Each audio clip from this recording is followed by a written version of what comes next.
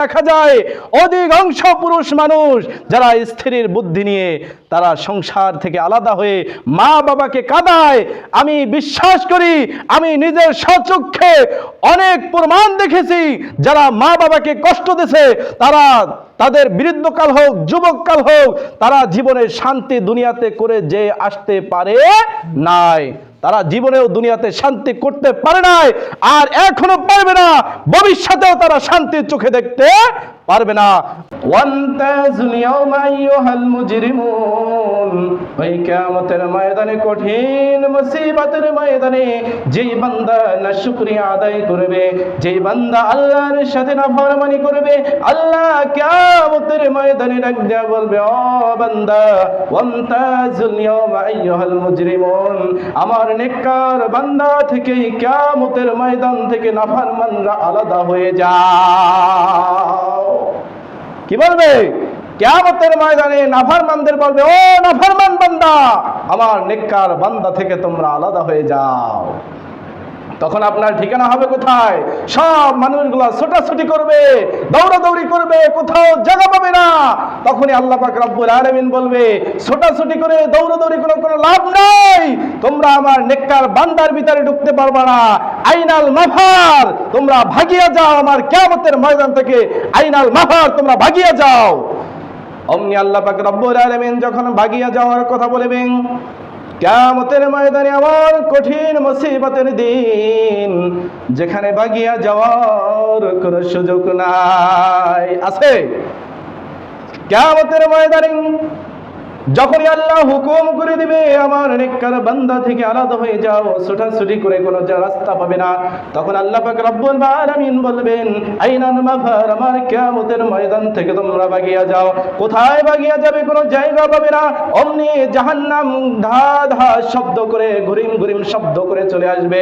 অমনি আল্লাহ পাক রব্বুল আলামিনের অপার কোরআনের আয়াতে নাজিল করেছে, ওয়ালিল্লাযীনা কাফারু বিরাব্বিহিম আযাবু জাহান্নাম, ওই সকল জাহান্নামীরা, ও জাহান্নামীরা, তোমরা যাও যাও যাও, তোমাদের তো দুনিয়াতে বলা হয়েছে ওয়ালিল্লাযীনা কাফারু বিরাব্বিহিম আযাবু জাহান্নাম, যারা দুনিয়াতে আমার কথা শুনবে না তাদের জন্য আমি আল্লাহ পাক রব্বুল আলামিন কষ্টদায়ক রেখেছি জাহান্নাম। কি রেখেছে? জাহান্নাম। এজন্য আমাদের 5 ওয়াক্ত নামাজ সঠিক মতো আদায় করতে হবে, আমাদের দুনিয়াবি হালাল রুজি উপার্জন করতে হবে, হালাল খাইতে হবে, হারাম থেকে বাঁচিয়ে থাকার আল্লাহ পাক রব্বুল আলামিন আমি অধম গুনাহগারকে সহ সকলকে তৌফিক এনায়েত করে সকলে বলি আমিন। হযরত ইব্রাহিম খলিলুল্লাহ,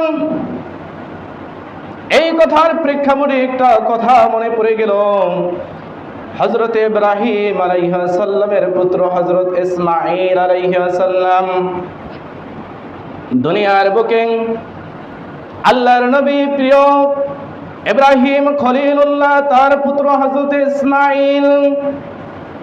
ইসমাঈল আলাইহিস সালাম দুনিয়ার বুকে বিবাহ করিলেন। আল্লাহ পাক রব্বুল আলামিনের নবী ইব্রাহিম খলিলুল্লাহ তার পুত্রর বিবাহর কথা শুনে দেখতে মনে চায়, বহুদিন পর্যন্ত যাইতে পারে না। অমনি অবস্থায় ইসমাঈল আলাইহিস সালামের মা মৃত্যুবরণ করেন। ইসমাঈল আলাইহিস সালামের মা মৃত্যুবরণ করার পর ইব্রাহিম আলাইহিস সালাম তার পুত্রবধূ দেখার জন্য ফিলিস্তিন থেকে আসলেন। কোথা থেকে আসছে? ফিলিস্তিন থেকে। ইব্রাহিম আলাইহিস সালাম অনেক কষ্ট করে আসছে, যে ছেলে বিয়ে করছে, ছেলের বধূ দেখার জন্য, তার সাথে কথা বলার জন্য। আল্লাহ পাক রব্বুল আলামিনের নবী ইব্রাহিম খলিলুল্লাহ তার ছেলের বধূ, পুত্র বধূ দেখার জন্য বহুদূর থেকে চলে আসলেন। আসার পরে ঘরের দরজায় সামনে আসেন, সালাম দিলেন, আসসালামু আলাইকা। ঘর থেকে জবাব আসলেন, কঠোর সুরে শক্ত আওয়াজে জবাব আসলেন, ওয়া আলাইকুমুস সালাম। ওয়া আলাইকুমুস সালাম যখন শক্ত আওয়াজে আসলেন, হযরত ইব্রাহিম আলাইহিস সালাম বলেন, যখন হযরত ইব্রাহিম আলাইহিস সালাম ডাক দিয়ে বললে, এ উম্মি, মা তুমি কেমন আছো? কাকে জিজ্ঞেস করতেছে? পুত্রবধূকে। আর আমরা এখন কি বলি? মা বলি? আমরা বলি ও আমার বিয়ের মাইয়া। আমার তো মাইয়া না, অমুকের মাইয়া, গতকালকে পানি চেয়েছে, আমার পানি দে নাই, এরা আবার মা বলবো। আছে না ভাই, এরকম সমাজে আছে না? আছে ভাইজান। আপনার মেয়েও কিন্তু অমুক একটা ঘরে সংসার করতেছে, আপনি নিজে যেইভাবে ব্যবহার করবেন আপনার মেয়েকেও অমুক বাড়িতে ওইভাবে অত্যাচার সহ্য করতে হবে। কথা বলেন ঠিক কিনা? এটাকে আমি বলছি না উপর থেকে বলে আসছে? যেই কথা বলেছিলাম, হযরত ইব্রাহিম খলিলুল্লাহ তার পুত্র বধূকে জিজ্ঞাসা করলে, উম্মি মা তুমি কেমন আছো? তার পুত্রবধূ শক্ত কণ্ঠে জবাব দিলেন, বেশি ভালো নাই। কোরআনের তাফসীর করতেছি, কিন্তু সর্বপ্রথম যে আয়াতটা তেলাওয়াত করেছি, লাইন শাকারতুম লাযীদান্নাকুম ওয়া লাইন কাফারতুম ইন্না আযাবি লাশাদীদ, কথা কিন্তু ওইখান থেকে আসতেছে।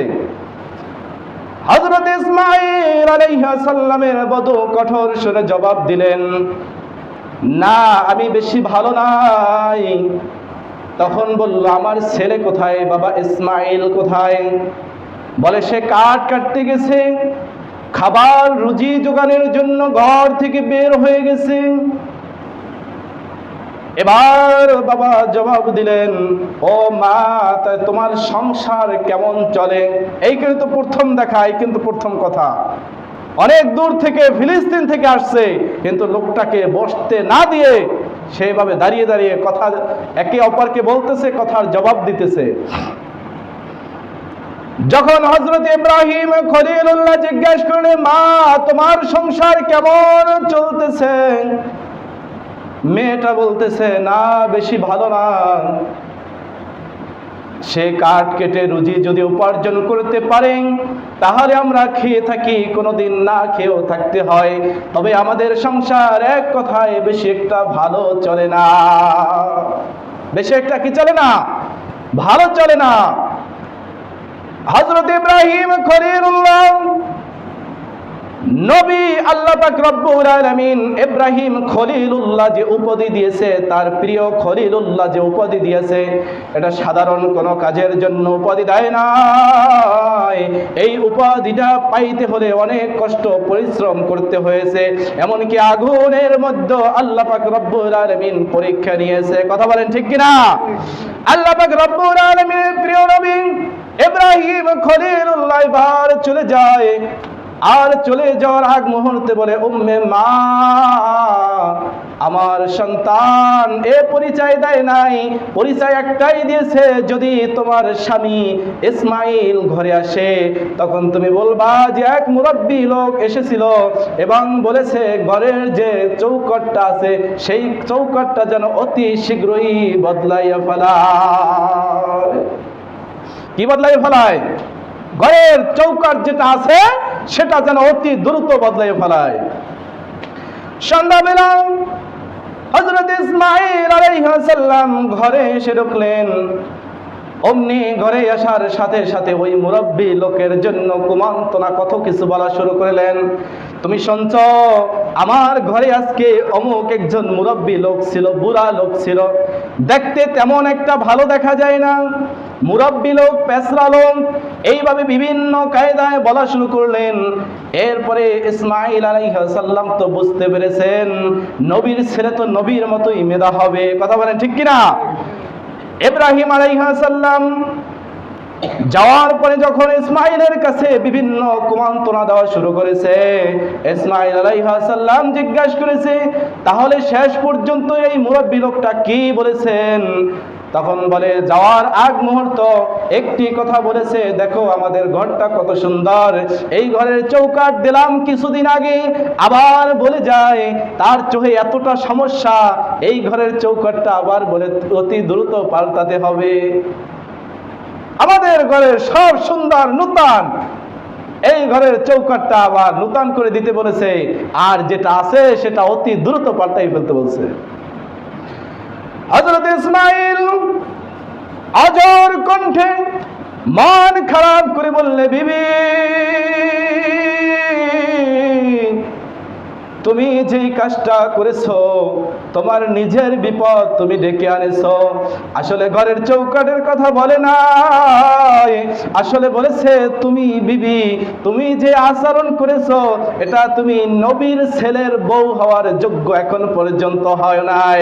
এখন বলেছে এই ঘরের চৌকাঠের অর্থ হলো এই, তুমি বিবিকে যেন আমি অতি দ্রুত তালাক দিয়া দে। কি দেই? তোমাকে যেন অতি দ্রুত তালাক দিয়ে দেই, তোমাকে নিয়ে ঘর সংসার করার মতো আমার কোনো এখতিয়ার নাই। তুমি যেই ব্যবহার করেছো তোমার ব্যবহারে সে সন্তুষ্ট হয় নাই। আল্লাহ পাক রব্বুল আলামিনের নবী ইসমাঈল আলাইহিস সালাম সাথে সাথে তার বিবিকে তালাক দিয়ে দিলেন। এখন বর্তমান সমাজে এমন যুবক আছে যারা আবার বাবার কথায় স্ত্রীকে তালাক দেন না, কারণ হযরত ইব্রাহিম আলাইহিস সালাম যেটা বলেছে এটা উপর থেকে যতক্ষণ পর্যন্ত ওহী না আসছে ততক্ষণ পর্যন্ত এই ফয়সালা ইব্রাহিম করে নাই। ইব্রাহিমকে উপর থেকে আল্লাহ পাক রব্বুল আলামিন ওহী পাঠাইয়া বলছে, আর সাথে সাথে ওই ওহীর কথাই ইব্রাহিম আলাইহিস সালাম বলেছেন। আর আমাদের সামনে তো ওহী আসে না, আসে? আমরা তো হঠাৎ মেজাজে এই কথা বলা আমাদের ঠিক হবে না। যেই কথা বলেছিলাম ইসমাঈল আলাইহিস সালাম তার স্ত্রীকে তালাক দিয়ে দেয়, তালাক দেওয়ার পরে আবার ইসমাঈল আলাইহিস সালাম বিবাহ করেন। তবে আমাদের সমাজে এই কথা শুনে আবার নিজের স্ত্রীকে কেউ তালাক দেন না। স্ত্রীকে তালাক দেওয়ার জন্য আল্লাহ পাক রব্বুল আলামিন 5টা ধৈর্যের পরীক্ষা দিয়েছে। কয়টা ভাই? জোরে বলেন কয়টা? সেটাও বলে দেই, না হলে আবার কিনা ঝামেলা হতে পারে। স্ত্রীকে যখনই আপনার ঘরের মধ্যে অশান্তি চলে আসবে, যখন আপনার স্ত্রী রাগ হয়ে যাবে, আল্লাহর নবী প্যারে হাবিব রাহমাতাল লিল আলামিন বলেছেন, যখনই আপনার স্ত্রী রাগ হয়ে যাবে তখনই আপনার স্ত্রীকে আপনি নিজে বুঝান। এই হলো একটা ধৈর্যের পরীক্ষা। নিজে কি করবেন? বুঝাতে হবে। যখনই আপনার বুঝ না শুনবে, অতিরিক্ত আরো রেগে যায়, তখনই আপনার স্ত্রীকে ছোট ছোট কিছু গিফট কিনে দেন, শাড়ি কিনে দেন, অথবা সে যেটা পছন্দ করে সেটা কিনে নেন। এটাও যদি আপনার পছন্দ না হয়ে যায় তাহলে আপনার স্ত্রীকে আপনি ঘুরতে নিয়ে যান, দূরে কোথাও ঘুরতে নেন, তাকে নতুন নতুন যেটা পছন্দ করে সেটা দিয়ে তাকে খুশি করার চেষ্টা করেন। এই 3টা জিনিসের পরেও যদি আপনার স্ত্রী আপনার উপর রেগে থাকে তাহলে আপনি নিজে এবং আপনার পরিবার, তার বাপের বাড়ির পরিবার, তাদেরকে নিয়ে বসেন, উভয় পক্ষ একসাথ হয়ে বুঝান। তারপরেও যদি সে আপনার সাথে রেগে যায়, তারপরেও যদি সে আসতে না চায়, তারপরেও যদি সে সংসার ভাঙতে চায়, এবার 5 নম্বর অর্থ হলো তালাক। 5 নম্বর অর্থ কি? তালাক। কিন্তু 4টে ধৈর্যের পরীক্ষা কিন্তু শেষ। 5 নম্বর অর্থ তালাক হবে, কিন্তু এই তালাকেরও নির্দেশ আছে। এখন বর্তমান সমাজে দেখা যায় যে এমনও পুরুষ আছে একসাথে দেখা যায় 50টা তালাক দিয়ে দিল, আছে না? রাগের সাথে নিজের বউকে দিয়েছে, এরপরে আরো কত কিছু নাম আর উচ্চারণ করলাম না, তালাক 100টাও দিয়ে ফেলায়। হযরত ওমর রাদিয়াল্লাহু তাআলা আনহু, আমিরুল মুমিনিন হযরত ওমর রাদিয়াল্লাহু তাআলা আনহু অর্ধ পৃথিবীর খলিফা, আমিরুল মুমিনিন যখন শাসনের জামানায় এক স্ত্রী লোক ওমর রাদিয়াল্লাহু তাআলা আনহুর কাছে বিচার নিয়ে আসলো, হে আমিরুল মুমিনিন, আপনার এই শাসনের জামানায় আমি স্ত্রী হিসাবে অমুক ঘরে বসবাস করি, কিন্তু আমার স্বামী রেগে গিয়ে আমাকে 100 তালাক দিয়ে ফেলেছে। কত তালাক? কত তালাক দিয়েছে? 100 তালাক দিয়েছে। কার জামানায়? আমিরুল মুমিনিন হযরত ওমর রাদিয়াল্লাহু তাআলা আনহুর জামানায়। এক ভদ্রলোক মহিলা সে বিচার নিয়ে আসলো, যে আপনার এই জামানায় আপনি শাসনকালীন অবস্থায় আমার স্বামী আমাকে 100 তালাক দিয়েছে। কত তালাক দিয়েছে? 100 তালাক দিয়েছে। আমিরুল মুমিনিন লোক পাঠিয়ে স্বামীকে ডাকা হলো এবং জিজ্ঞেস করা হলো, ভাই তুমি তোমার স্ত্রীকে 3 তালাক দেবা, এটা সত্য, এটা ইসলামে জায়েজ আছে, কিন্তু তুমি 100 তালাক কেন দিলা? তখন আমিরুল মুমিনিনকে জবাব দেন, হে আমিরুল মুমিনিন, এই বিষয়ে আমাকে জিজ্ঞাসা করবেন না, মাথা গরম ছিল তাই দিয়া ফেলেছি। কি গরম ছিল? মাথা গরম ছিল তাই দিয়া ফেলেছি। কিন্তু তালাকের বিষয়ে মাথা গরম করা যাবে না। তালাকের বিষয় বলেছে আপনি ধৈর্য ধারণ করেন। আমরা কিন্তু 5 নম্বরে চলে গেছিলাম। 5 নম্বর অর্থ হলো তালাক। কিভাবে তালাক দিবেন? আল্লাহর নবী রাহমাতাল লিল আলামিন বলেছেন, 5 নম্বর তালাক দেওয়ার আগ মুহূর্ত তুমি এক ঘরের ভিতরে বিছানা আলাদা করে দাও। কি আলাদা করে দিবে? বিছানা আলাদা করে দিয়ে কিছুদিন ধৈর্য ধরো। এরপরেও যদি সে বুঝে না আসে, তাহলে তুমি প্রথমে যখন মেয়েদের একটা পিরিয়ড হয়, যেটা মাসিক বলা হয়, আমরা এখানে অনেকে যুবক মানুষ আছি, মেয়েদের যে পিরিয়ড হয়, পিরিয়ড হওয়ার শেষে সে পরিপূর্ণ ভালো হয়ে গেছে, এবার তুমি প্রথম 1 তালাক দিবা। কত তালাক ভাই? 1 তালাক দিবা।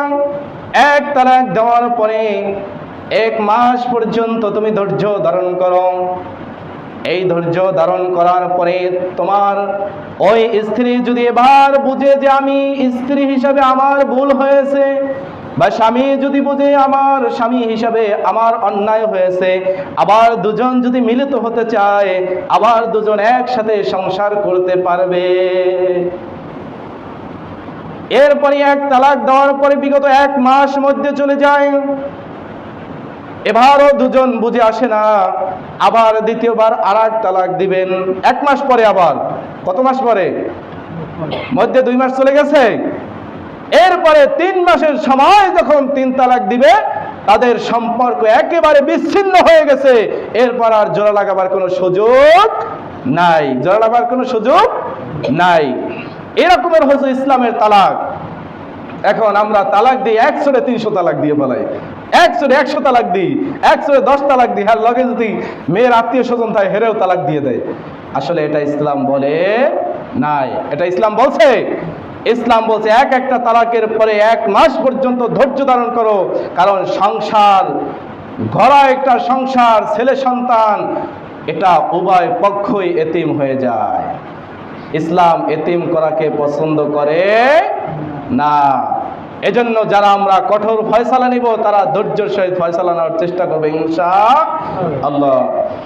যেই কথা বলেছিলাম, হযরত ইব্রাহিম আলাইহিস সালামের পুত্র যখন ইসমাঈল আলাইহিস সালাম প্রথম স্ত্রী তালাক হয়ে যায়, তালাক দেওয়ার পরে আর ইসমাঈল আলাইহিস সালামের সামনে ইব্রাহিমের বিগত 3 বছর পর্যন্ত দেখা হয় নাই। কত বছর? জোরে বলেন। জানার দরকার আছে কি আছে না? 3 বছর পর্যন্ত আর তাদের সঙ্গে কোনো দেখা সাক্ষাৎ নাই।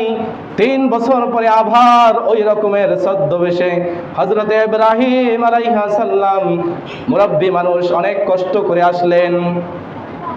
আসার পরে একইভাবে সালাম দিলেন। ঘরের দরজায় এসে ইসমাঈল আলাইহিস সালামের ঘরের দরজায় এসে সালাম দিলেন, আসসালামু আলাইকা। ঘর থেকে জবাব আসলেন, ওয়া আলাইকুম আসসালাম, ওয়া আলাইকুম আসসালাম, কাইফা হালুকা। যখন এই কথা জবাব দিলেন, এবার ইব্রাহিম খলিলুল্লাহ দ্বিতীয় স্ত্রীকে, তার দ্বিতীয় স্ত্রী বধূকে বলিলেন, হে উম্মি, মা তুমি কেমন আছো? ঘর থেকে জবাব আসলেন, আলহামদুলিল্লাহ, আল্লাহর শুকর, মহান আল্লাহ আমাদেরকে অনেক ভালো রেখেছেন। কি রেখেছেন? অনেক ভালো রেখেছেন। এবার জিজ্ঞাসা করলো, তোমার স্বামী কোথায়? এখন পর্যন্ত কিন্তু পরিচয় দেয় নাই ভদ্রলোক কে। জিজ্ঞাসা করলো, তোমার স্বামী কোথায়? ওই তদ্রূপ একই অবস্থা, আমার স্বামী গেছে আমাদের রুজি জোগাতে, সে এখন পর্যন্ত আসে নাই, কখন আসবে তাও জানি না। এবার বলিল আচ্ছা তাহলে ঠিক আছে আমি চলে যাই। কথা শেষ, আমি চলে যাই। মেয়ের যে পুত্রবধূ সে ডাক দিয়ে বললেন, না, আপনি মুরব্বী মানুষ, এই রৌদের ভিতরে আপনি আসছেন, এখন আপনি যেতে পারবেন না। তারপরও ইব্রাহিম খলিলুল্লাহ রওনা দিয়েছে, না আমি এখন চলে যাই, আমার এতটুকু জানার দরকার ছিল, আমি জানছি কিন্তু যাকে আইসা পাওয়ার কথা তাকে পাই নাই, আমি এখন চলে যাই। দ্বিতীয়বার রেগে বলিলেন, আপনি মুরব্বী মানুষ, এখন আপনি যদি আমার ঘরের সামনে আসছেন, মেহমানদারি না করে যদি চলে যান, আমি কিন্তু কঠোরভাবে আপনার সাথে রাগ করব। কি করবে? আপনি আমার ঘর থেকে যদি মেহমানদারি করে না যান তাহলে আমি রাগ করব। বোঝার আর কিছু বাকি আছে? তখন ইব্রাহিম খলিলুল্লাহ ঘরে বসলেন, যাবতীয় যা ঘরের ভিতরে খাবার ছিল খাবারগুলা তাকে প্রেরণ করালেন, তাকে খাবারগুলা দিলেন। সকল খাবার খেয়ে ইব্রাহিম খলিলুল্লাহ আলহামদুলিল্লাহ শব্দটা উচ্চারণ করলেন, শুকরান আদায় করলেন, রব্বি করিমের দরবারে শুকরান আদায় করে আল্লাহর কাছে দোয়া করলেন। আল্লাহর কাছে দোয়া করার পরে যখন ঘর থেকে বের হয়ে যায়, ঘর থেকে বের হওয়ার আগ মুহূর্ত সময় বলেন, ও মা, আমার সন্তান যখন ঘরের ভিতরে আসবে, এই ঘরের ভিতরে আসার সাথে সাথে তুমি বলবা এক মুরব্বী লোক এসেছিল এবং তোমাদের জন্য দোয়া করতে বলেছে এবং তোমাদের জন্য দোয়া করে গেছে এবং আগ মুহূর্তে এই কথা বলে গেছে, এখন ঘরের যে চৌকাঠটা আছে এই চৌকাঠটা যেন আর কখনো পাল্টায় না। কি পাল্টায় না? এই ঘরের চৌকাঠ যেন আর কখনো পাল্টায় না। হযরত ইব্রাহিম আলাইহিস সালাম এই কথা বলে যখন ঘর থেকে বের হলেন, ইসমাঈল আলাইহিস সালাম ঘরে আসলেন। আসার সাথে সাথে স্ত্রী বললেন, ও আমার স্বামী, আমার ঘরের ভিতরে নুরানি একজন চেহারাবান ব্যক্তি, একজন নূরের চমকানো এক ব্যক্তি আমার ঘরে আসছেন, তাকে নাস্তা পানি খাওয়াইছি, সে আমাদের জন্য কঠোর সুরে মায়াবী কণ্ঠে আমাদের জন্য সেই রব্বি কারিমের কাছে দোয়া করে গেছেন এবং আমাদের জন্য বলেছেন এই ঘরের যে চৌকাঠটা আছে এই নূতন চৌকাঠটা যেন আর কখনো পাল্টায় না। মা বাবার দোয়া লাগে কি লাগে না? মায়ের দোয়া লও হে মুমিন, মায়ের দোয়া লও, বিপদে পড়বে না তুমি যখন যেথায় যাও। মায়ের দোয়া লও হে মুমিন, মায়ের দোয়া লও, বিপদে পড়বে না তুমি যখন যেথায় যাও। মা বাবাকে কষ্ট দিলে